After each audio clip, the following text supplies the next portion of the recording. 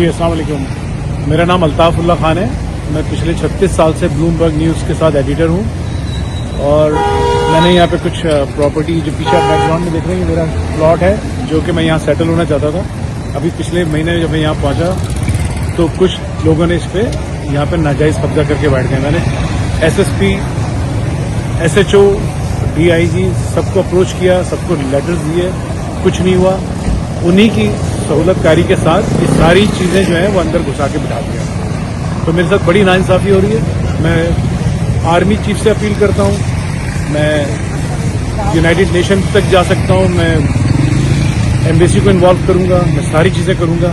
मेरी अपील है कि प्लीज़ इसको देखें, इससे पहले कि कोई ज़्यादा ऊपर एक्शन लिया जाए। ये कितने गज का प्लॉट है और उसका एड्रेस क्या है? इसका प्लॉट का नंबर है B1 ब्लॉक 10। ये 720 गज टोटल जगह है मेरे पास। और ये इलाका कौन सा है? ये गुलिस्तान जौहर ब्लॉक 10। क्या आपने मुतालिका इदारों को दरखास्तें दी हैं? जी हाँ, बिल्कुल दी हैं। सबसे रिसीविंग भी ली है मैंने और उनसे मिला भी हूँ। तो आपको पुलिस और KDA, ये DC, ये लोग क्या कहते हैं?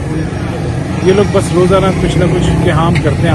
आज खाली करवा देंगे, कल खाली करवा देंगे, ये कर देंगे, लेकिन रोजाना इसी उसमें लगाया हुआ है।